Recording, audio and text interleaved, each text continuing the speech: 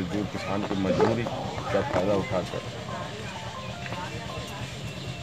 इनको सारी कमजोरियां, सारी कमियां किसानों पर ही दिखता है, मजदूरों का ही दिखता है।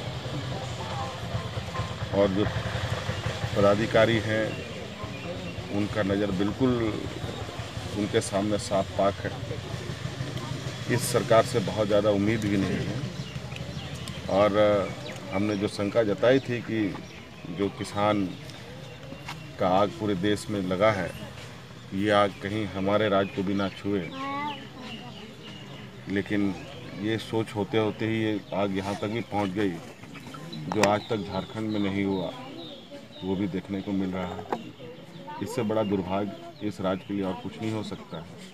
मैं समझता हूँ देश के अंदर अगर कोई सबसे संवेदनशील वर्ग है तो वो किसान वर्ग है, और वो किसान वर्ग की आवाज़ पूरे देश में अब गूंज रही है। अब जब किसान मजदूरों की आह लगती है तो इससे बड़ा दुर्भाग्य किसी सरकार के नहीं होता। आपने पिछले दिनों कर्ज माफी की मांग भी सरकार से की थी। हमने उस समय भी इस विषय को रखा, अभी भी मैं इस बात को कर रहा हूँ कि सरकार अपनी आंखें खोले, क्योंकि प्राकृतिक विपदा जिस तरीके से अभी भी किसान के सर पे मंडरा रहा है। अभी भी आपको पता होना चाहिए कि बारिश का मौसम है, लेकिन बारिश कमज़ोर हो चुका है। इससे स्पष्ट है कि आने वाला समय में किसान और विपत्ति में पड़ेंगे और भी हताहत होंगे। किसी का फसल लगेगा, किसी का नहीं लगेगा, किसी का बर्बाद होगा, किसी के कुछ होंगे, और सरकार की इस विषय पर कोई तैयारी देखने को नहीं मिल रही है।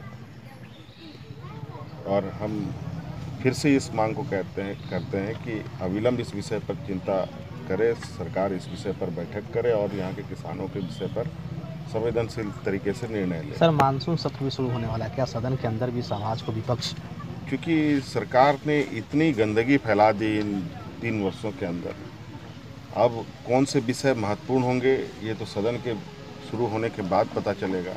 संभवतः हो सकता है कि ये किसान का मुद्दा भी सबसे महत्वपूर्ण हो सकता है, और हम इस विषय पर जन आंदोलन की तैयारी कर रहे हैं और इस विषय पर सरकार के कान तक इस राज्य के किसान की आवाज़ पहुंचाने का प्रयास हम करेंगे, और बहुत जल्द इसके लिए एक आंदोलन की रणनीति तैयार पार्टी के स्तर पर होगी। सर, अभी भी जो परिवार है वो कर्ज में डूबा हुआ है, तो पार्टी की ओर से जो आपने सिर्फ बैंक का ही कर्ज नहीं है जी, बल्कि उस बीमार अपनी आर्थिक तंगी, खेतीबाड़ी को लेकर, राशन पानी को लेकर भी इन लोगों ने व्यक्तिगत रूप से गांव के लोगों के सहयोग से कर्ज भी लिया है।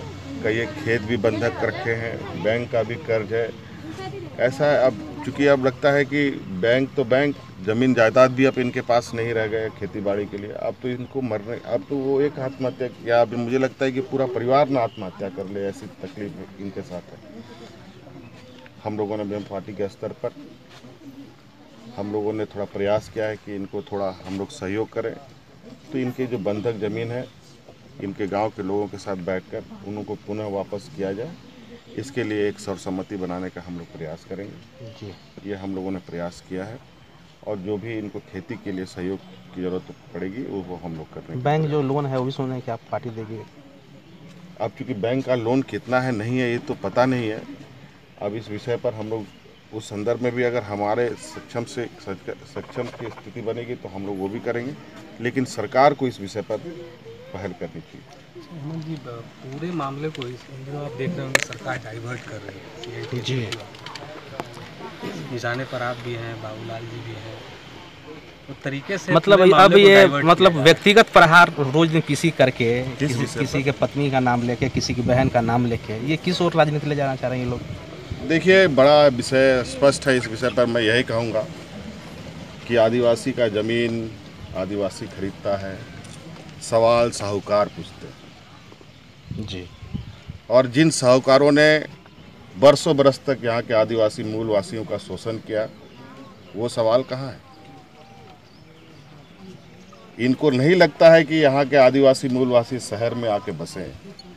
इनको लगता है शहर इनकी बपौती है। तो हम इनके इन सवालों से डरने वाले नहीं हैं। अरे आप सरकार है तो करते क्यों नहीं कुछ? आप अखबारों में क्या कर रहे हैं? जी। कागज आपके पास है, सबूत आपके पास है, क्या दिखाना चाहते हैं?